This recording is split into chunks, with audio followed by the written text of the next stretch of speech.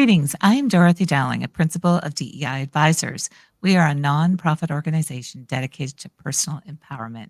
I am truly delighted to welcome Amanda Voss, Vice President of Sales at the Bellagio. Amanda, it is an honor to have you with us today. Oh, thank you so much. I am looking forward to a nice, robust chat. Wonderful. Well, let's get to it. So, Amanda, I'm hoping you'll share your career journey with us. You have had many roles in your journey to Vice President of Sales at the Bellagio with MGM. And I'm wondering if you can share your development path and how this has made you into the very successful executive that you are today. Oh, thank you so much. Well, I've been with MGM Resorts I'm celebrating my 22nd year, and Bellagio falls under the MGM Resorts, which is one of the largest hospitality companies. And being a part of such a large company, I've been fortunate enough in my career to work at 8 of our properties in different capacities.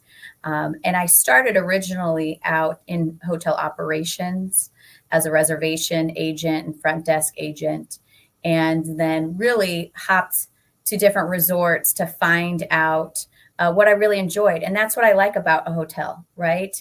I could still keep my seniority through all these years, but maybe go into a different division or experience different kinds of service, from select service to now ultra luxury. And then specifically for sales, I started entry level. I was the receptionist in the sales department at Treasure Island, and moved my way up through services and then to sales, and was fortunate enough in my career with MGM Resorts to experience unique projects. I opened Aria and Vidara Resorts. I went through a major gutting of a hotel and brand change from Monte Carlo to Park MGM, all really, really changing me as a leader and as a person going through those kinds of projects, not normal sales all the time.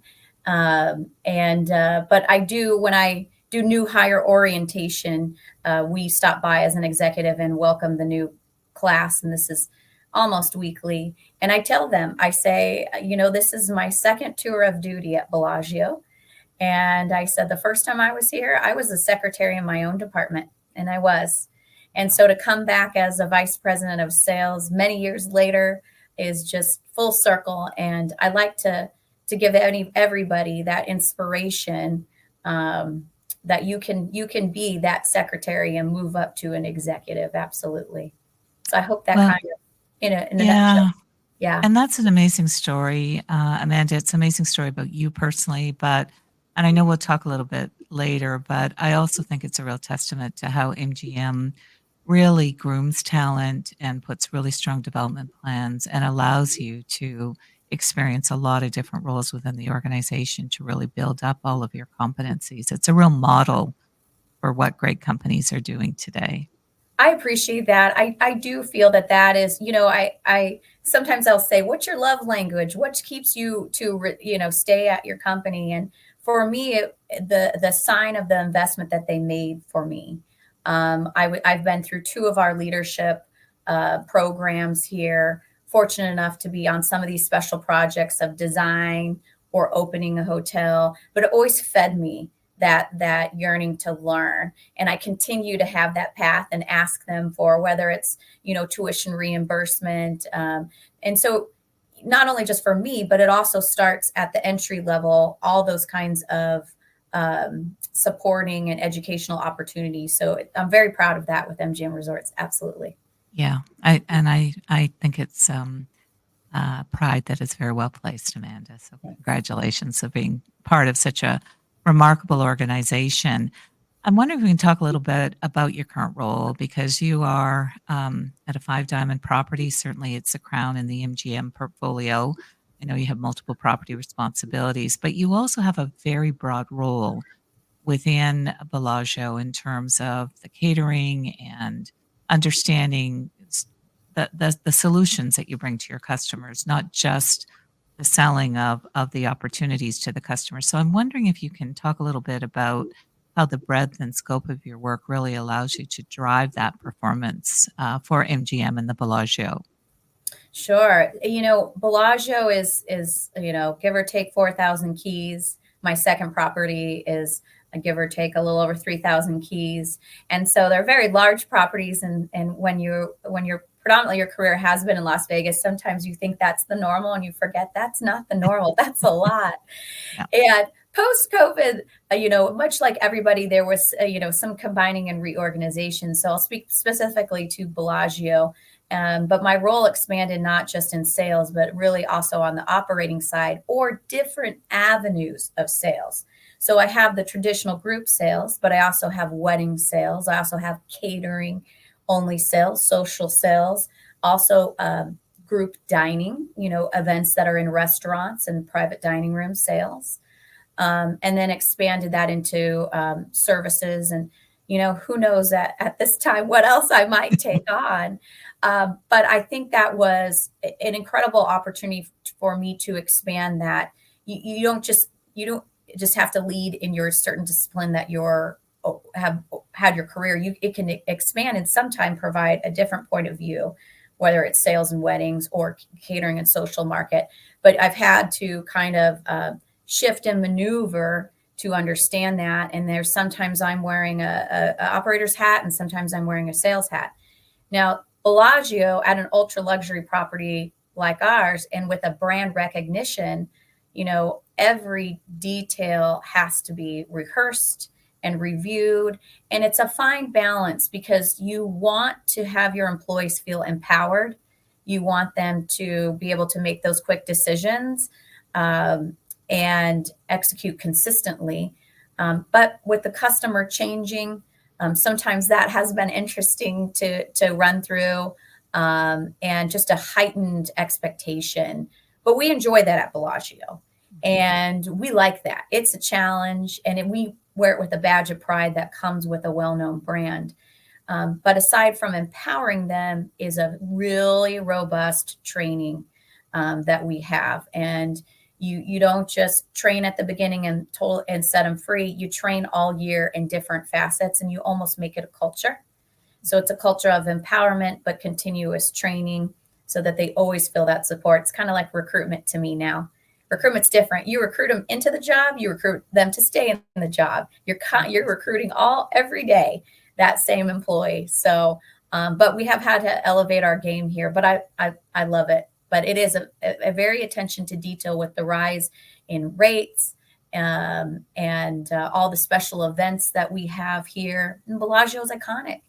We just had F1 with the beautiful Bellagio Fountain Club that we built on our lake. That was 2 football size buildings we basically extended my convention footprint to the front of the property and executed events up there for 3 days. 2, Super Bowls coming up. You're going to see CBS building a stage on our lakes. So there's just a lot of special events that has been the new, and they'll always come. Bellagio will always be a part of it because it is so iconic on the TV. So it's exciting. Yeah. Oh, I'm sure that the demands are extraordinary, but I also think the opportunities to learn and grow, I'm sure, can measure with the kinds of demands that you experience, Amanda. Yes, I love that not every day is the same. So Yeah. It's always great. Yeah, I bet. I'm wondering, as you have been on your career journey, if there has been any kind of personal mantra that has been part of your career success. Well, I used to say I may not be the smartest in the room, but you can't outwork me. And so I've always had, I think that's probably common with a lot of people that, they really leverage what they're really good at. But there's a point in your career where it's not working for you anymore. It gets you successful to a certain point. I think there's that book, What Got You Here Won't Get You There. Yeah. Yeah. And I really had to learn, specifically when I started to become a leader and an executive, that I had to change. I'm still incredibly working hard, but I have to delegate smarter.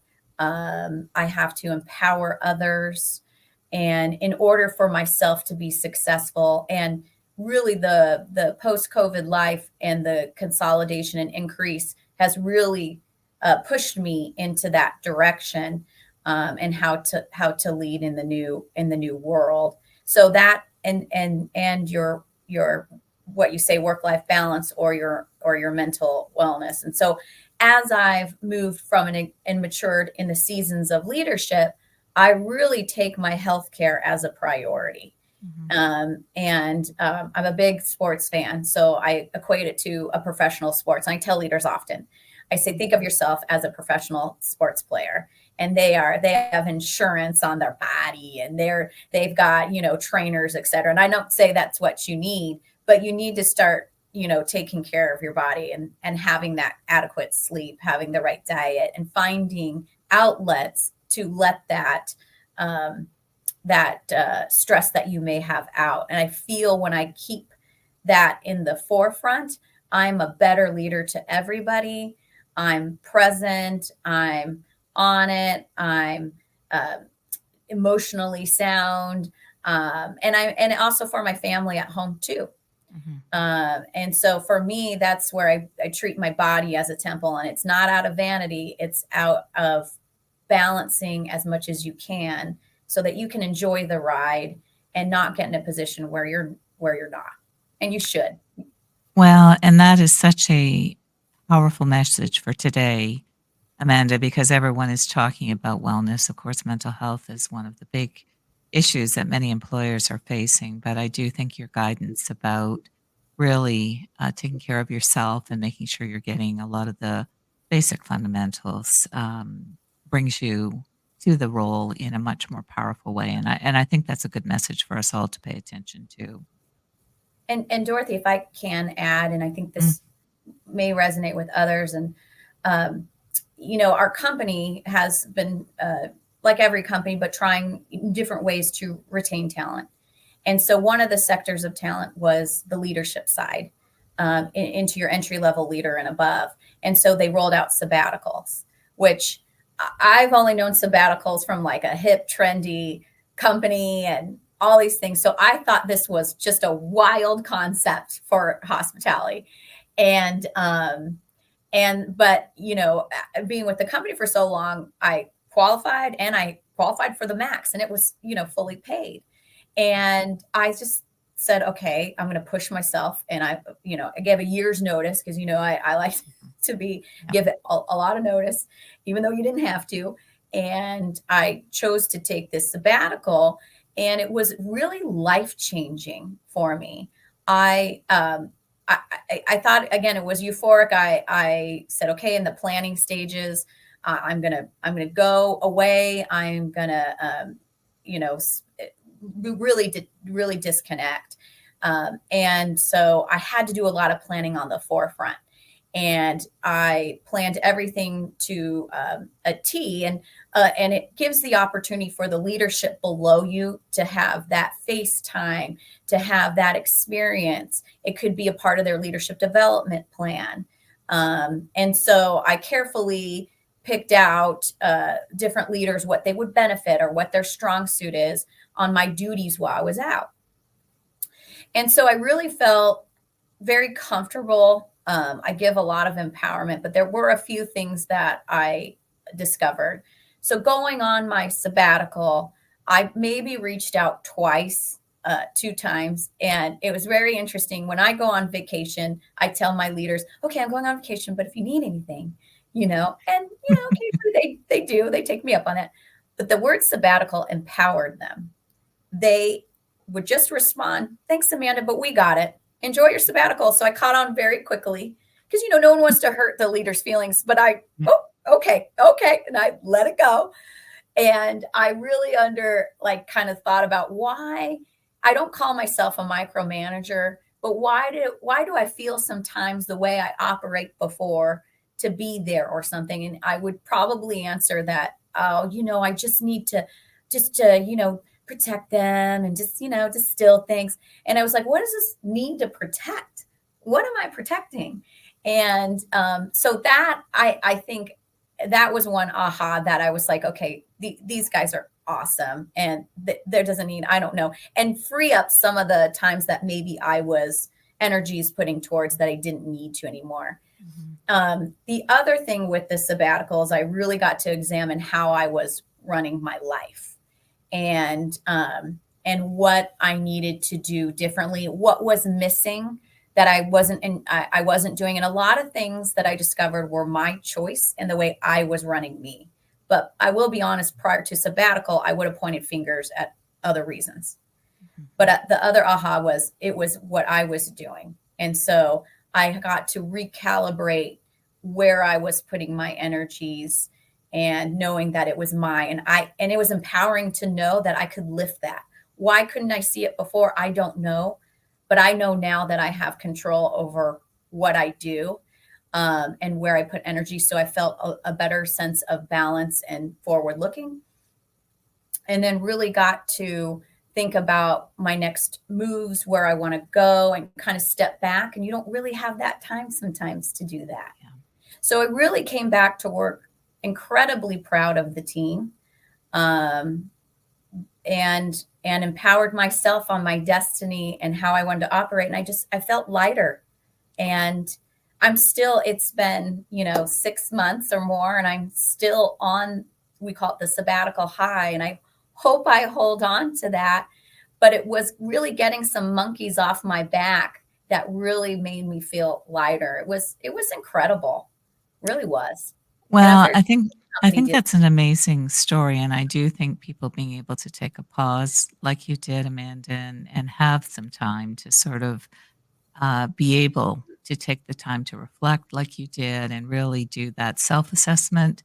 And really, because I know that you spent a lot of time in terms of preparing your team and making sure everyone was in a good place to be able to manage their roles in your absence. But I do think that's a real credit to you to have the courage to take a sabbatical and to use it so effectively in terms of your personal growth, but also to empower your team to learn through that journey and give you that opportunity for that growth. So, congratulations. I also think it's amazing that MGM does that kind of investment in their teammates, because you're right, it's typically the technology providers that have done that kind of investment in the past. So I think it's a credit that they consider their senior leaders in this way and give them, those kinds of opportunities for personal growth. Yeah. And it was thrilling to really see some people get that FaceTime, and you were like, whoa, okay, you're a future vice president. I got to lean in more with you. And so Yeah. I don't know, it was incredibly prideful. Yeah. Thank you. Yeah. Well, that's quite amazing. I'm wondering, I know that you've had a few different people in your career that have been very important in terms of shaping your career path. I'm just wondering if there's any particular career champions or mentors that have um, been important in terms of shaping that career for you that you would share with us. Yeah, I've had great mentors, whether it's men or women, and I remember being intimidated by the word mentor, and do you ask each other out, and how does this go, and right, and finding that it's kind of informal, and I've had some formal ways, programs of getting mentors, but the mentors that I have really enjoyed are the ones that have made me think. They didn't tell me their opinion per se, but they did it in a way where they helped me get to that. And there was another mentor that got another chip, a chip, I would call it a chip on my shoulder in my career at one point, that really helped me think about it differently. And honestly, and I'll be very candid, it was when I was a new leader, and I was struggling sometimes with certain executives that I didn't think were taking me seriously, and that I did feel like there was bias. And so I remember every time we'd see this certain executive, polite, say hi, and then the mentor, I'd say, you see how they treated me? It was different. And it's because of, the way I look or whatever. And they finally said, Amanda, do you know you talk about this every time? Do you know this comes out? You get fired up. And I go, oh, I do. And they're like, oh yeah, it's clear as day. And I go, oh, okay. And there were, we really discussed, and he really made me come to that, there are certain things about yourself that you can't change. And so you have to embrace you. That's what makes you special. And you also sometimes have to level up in certain manners, yes, and polish, and everything's fine, you know. And why are you harboring and building this into this thing? It's also which got you successful.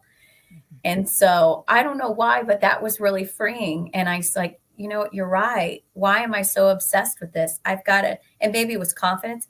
I've just got to be confident in this is it, you know, and this is how you got there, and you can't change certain things. And that was really good. So I really like those kinds of mentors that are brave enough to have those kinds of conversations, but do it in a manner where it feels like it's self-aware, like you came up on it.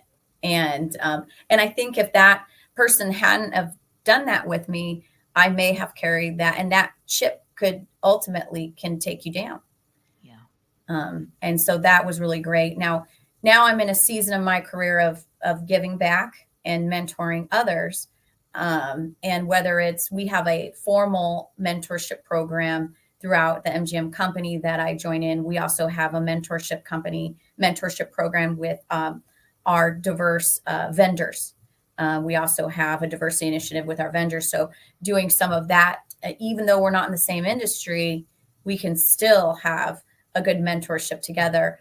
And then informally with any of my employees. And I find that for me, when I mentor, I like to keep that in mind about kind of helping them get to that. But I also try to make them feel normal and I become a little vulnerable and share sometimes the mistakes that I made to make them feel, you know, better. Sometimes it's, they put the leader on such a pedestal. Oh, she made this. Oh, trust me, I can give you 10 things I did wrong. Yeah.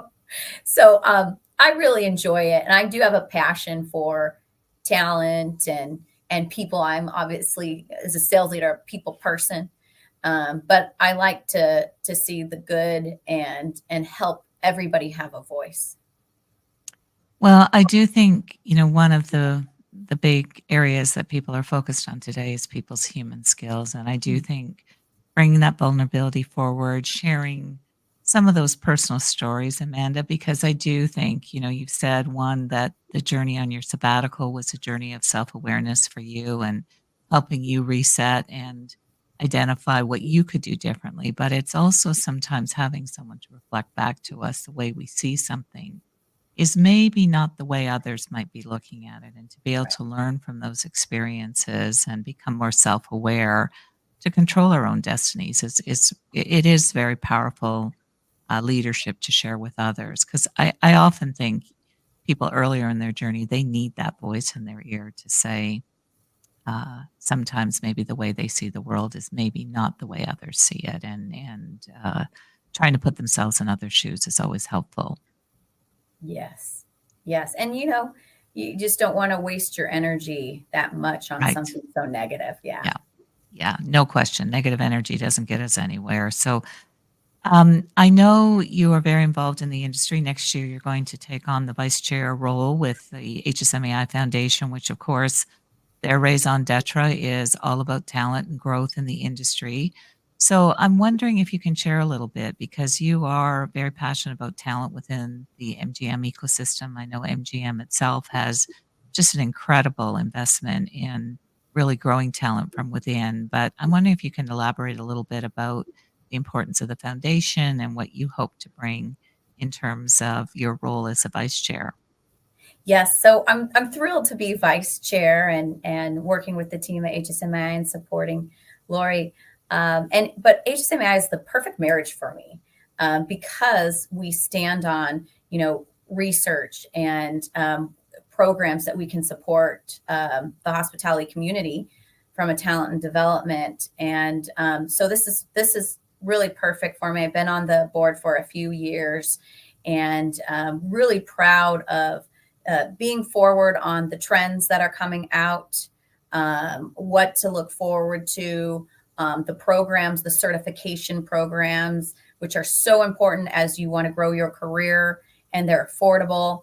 And the recognition that's out there that we provide for those who are in the spirit. And we really move a lot. We touch from collegiate all the way through, just being a specialist in your hospitality career. So I look forward to raising more funds so that we can keep doing the research programs that are supporting not only, the DEI side, but everybody in every fashion of of your career.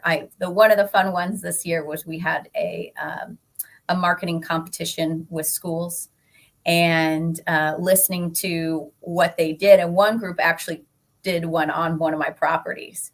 And so it was really exciting to hear. So I asked the school, and forgive me, I can't remember the school, but I actually had them do it again for some of my executive team here, and they were absolutely thrilled. And we learned some things too. So, it's not just fulfilling for the industry. Sometimes selfishly, we learn things too in our company, but I'm really excited to see what we accomplish this year and the movement that we make, because it's so vital. We saw such, a hard hit in the hospitality community, and we still are seeing that. And so I think that our mission is more important than ever, and will be for future years to come. So it's a blessing to be a part of. Yeah. No, I agree. I do think this conversation about talent, and certainly many CEOs have expressed that capital is not the issue that's going to prevent their growth. It is really around talent and bringing them into the industry, supporting their personal growth, and really connecting the dots so that they can bring value creation to the companies. So I agree with you. Talent is the most important asset that everyone now is fully recognizing. So I do think the foundation has got a real important mission going forward. So congratulations on your role as a vice chair. Thank you.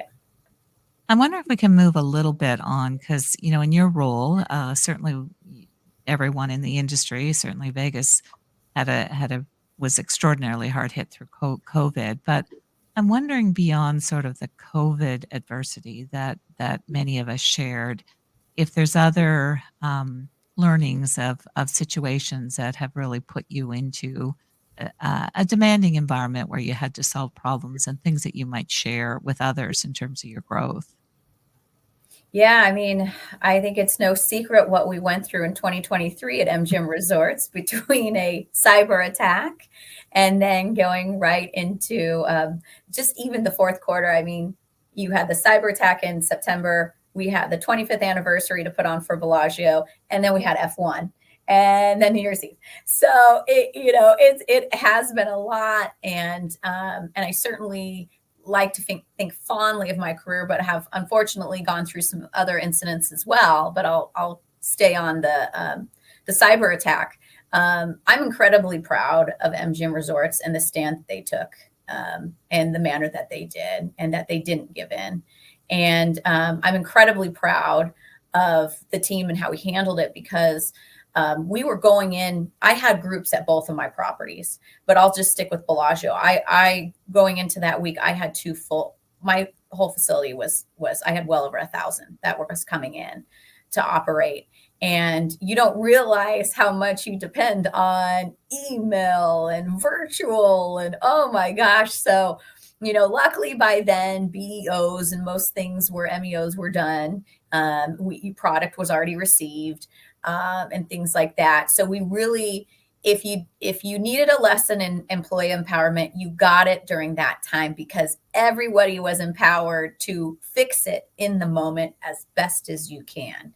And so we really had so many wonderful stories of ingenuity that every worker took on to have a check-in accomplished, and a clean room, that sometimes in crisis, it brings you together stronger than ever, and it forces you to think out of the box.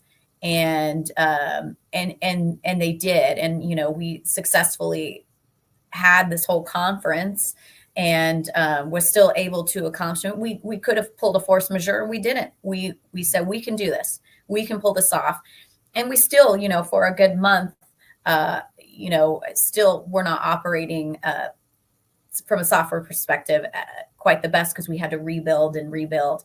But the team, it increased really face-to-face communication, talking over details as leaders, helping them focus on what is the most important and removing barriers, and really also being transparent with our clients and assuring them from a safety standpoint that we can do this and you'll be safe and everything will be fine. And to be honest, Dorothy, there were so many stories we were talking as an executive team, examples that in our quarterly manager meeting, we couldn't pick one.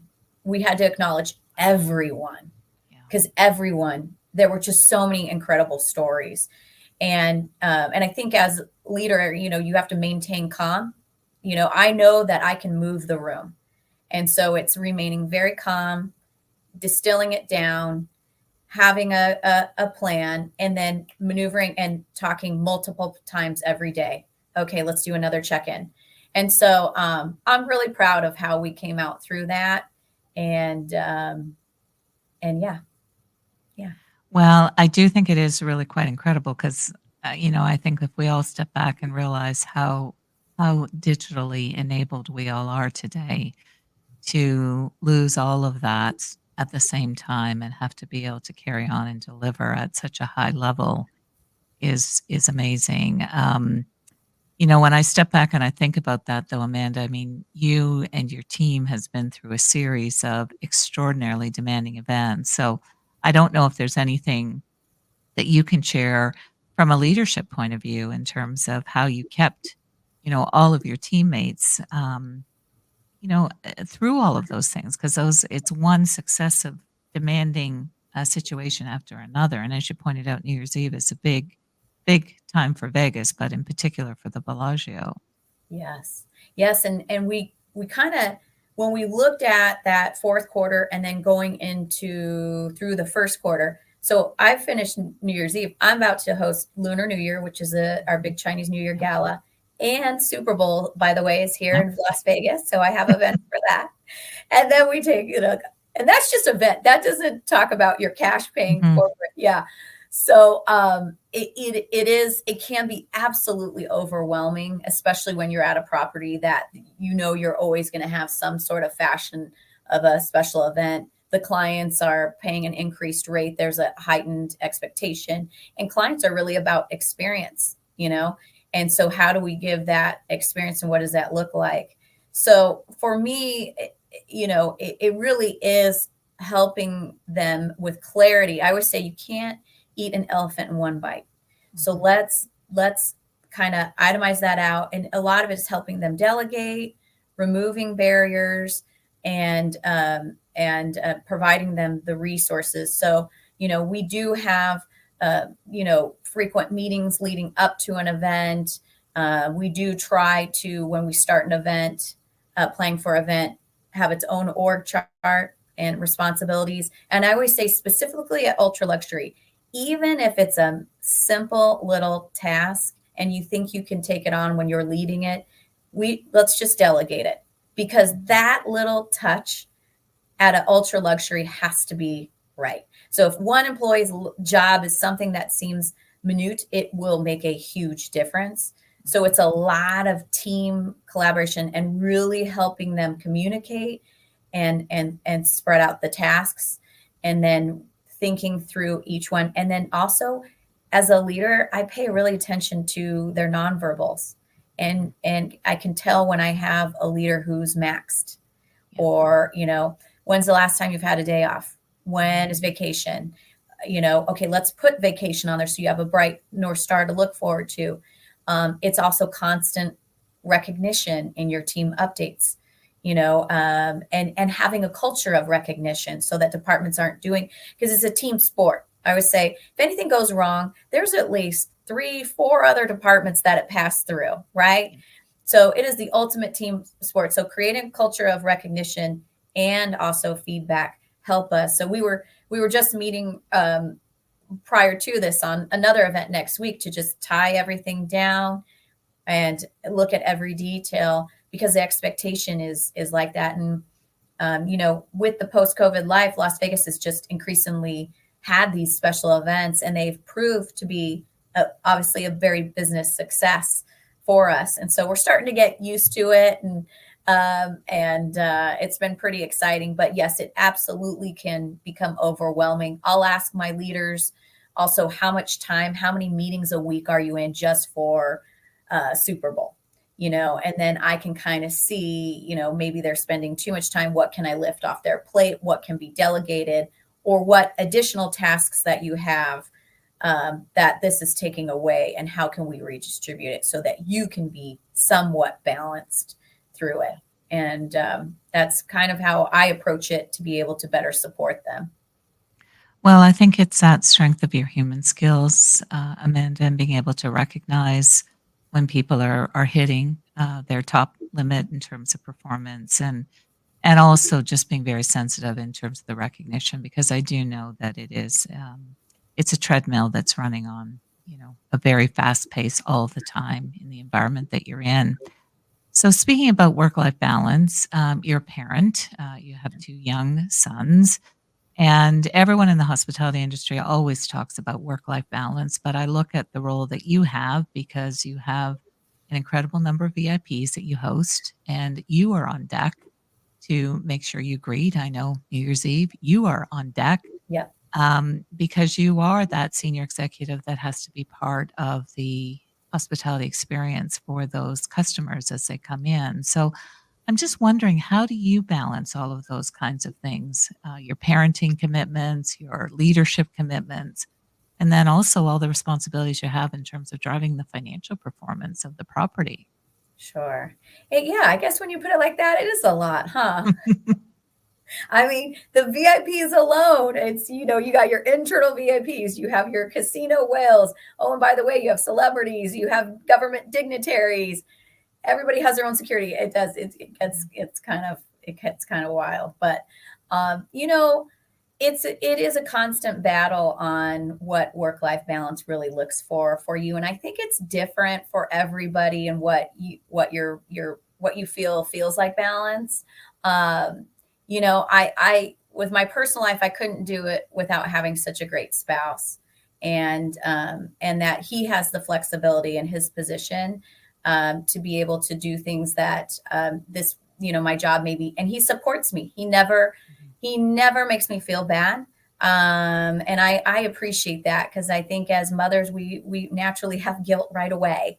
And so to have a partner that jumps right in, is a non-traditional family, and allows me to achieve my dreams and not feel selfish about it, is key to my balance.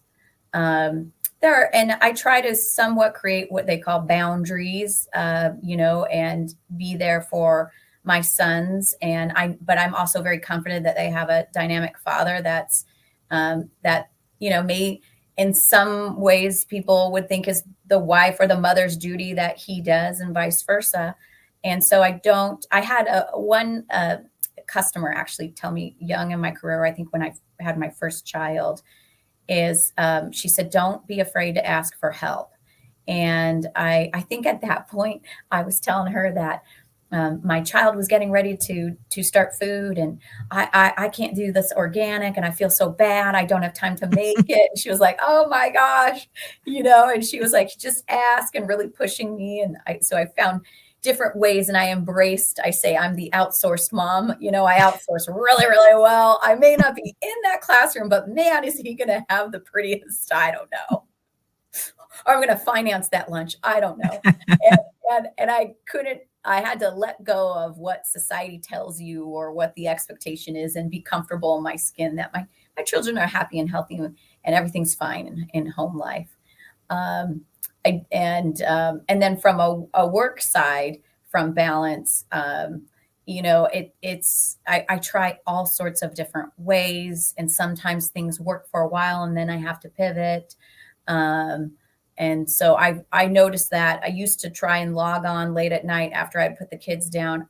I noticed that my sleep is my priority, and that I was really making mistakes. I wasn't actually getting ahead. Yeah.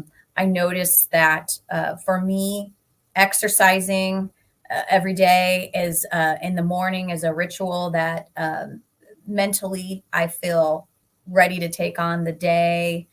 And so I probably am a little ritual about putting my health first. I also make sure I have a great network of friends and have social time to bond and not. And, that's the other thing I like about the gym is it's a bunch of people that have no idea what I do. And we just talk, not work, about Yep. fitness, and they don't care what your title is. Yep. And I get to be anonymous for a while. Yeah. Yeah. And so that as I also enjoy too. And so for me, again, if I stick to my routines, it's proven successful. When it comes to a project at work, I block time specifically and put it as the project time so I can move it faster. I bring in more people into projects to get diversity of thought and maybe, assign different tasks so we can come together. And then I just really highly manage that. The thing that I've had to fight with the consolidation is I want to be there for everybody, and everybody is important. They'll tell you everything they need at every meeting. So it's, been having to learn with my support staff what meetings to take and what not to take. Typically on Fridays, I try not to take that many meetings, specifically afternoon. So it's just, it's trying some of those different ways that have worked for me, and having some personal hard stops. I will not work after this time. I will give this day, and staying committed to it. That has helped my balance and having a better frame of thought to my personal and professional. Well, and I think there's some really important lessons that you referenced there, Amanda. Part of, is that self-care and sort of recognizing your own performance, because I do think that's a journey that many of us have, that, we think putting the time in, but if we're not effective with that time, then it's best to just let it go. And I also just think that journey that you've been on as a parent and recognizing that your children are happy and healthy and you've got a great partner that is with you in terms of being a good parent. So it is giving yourself permission that you don't have to be everything to everyone. So I appreciate your authenticity and vulnerability there, because I do think we all need to hear that, because many of us want to be those super leaders, super parents. And quite honestly, as an individual human being, there are limitations that we all have to Oh yeah. learn about, that it's just not possible. So Yeah. thank you for sharing that. Very well said. I Yeah. think if you accept that, things will be a lot better. Sometimes I'll say, when I have someone really worn down, I'll say, "Are you working the business, or is the business working you?" And they'll say, "I think the business is working me." I say, "I know just what that's like. Okay, let's talk about switching that." Yeah. No, that is great coaching to do that with individuals, because I think we all have faced those kinds of situations. So we're coming up near the end of the interview, Amanda, and we always ask every DEI advisor if there is any final thoughts that you would like to offer to the audience in terms of wisdom or personal growth advice. You know, that's so funny. If I can be vulnerable for a minute here, it's funny. And I hope this resonates with some people. Maybe it's females, I don't know, but sometimes that question, you're happy to talk about your child, you're happy to talk about your business, and then when the question's back on you, you're like, oh gosh, what do these people really care about what I have to say? And so, truthfully, part of my growth is being a part of the conversation, because I do have things to say, and forcing myself to get myself out there. So I appreciate the opportunity that you've given me. And so, if I could pass any wisdom down, and I think you've probably heard it a few times through my interview, is putting yourself first. And a lot of things will come in place if you put yourself first. Now, that doesn't mean that we have to maybe lean in more on work at times. That doesn't mean that we can't take in the feedback and work on our own growth. But if we have that spirit of putting ourselves first, whether it's how you take care of yourself or how you manage your schedule, I think that you'll enjoy life. You only get one shot. And so you got to make the best of it. And I don't know where that road's going to take you. I don't know how that's going to look. But if you think I'm blessed to wake up and to breathe, I'm blessed to have my health, I got one shot. So I'm going to get myself out of this situation and I'm going to make it better. And so that I can live a really full and very happy life. And happiness is different for everybody. So whatever you define your happiness is, that should be your goal. And that's success.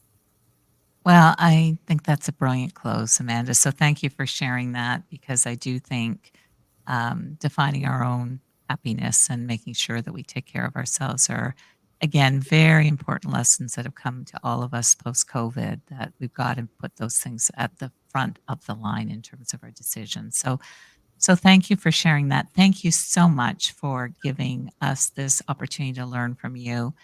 And if I may, with our audiences, if you've enjoyed this interview with Amanda as much as I have, I hope you'll come and visit us on our website, deiadvisors.org, where we have many other advisors like Amanda who have shared their leadership journey and wisdom that hopefully will empower you with your career. So, again, Amanda, thank you for being part of our show today. And to our audience, we always appreciate your participation. So, we hope to see you at many other interviews in the future. So thank you. Thank you. Thanks, Amanda.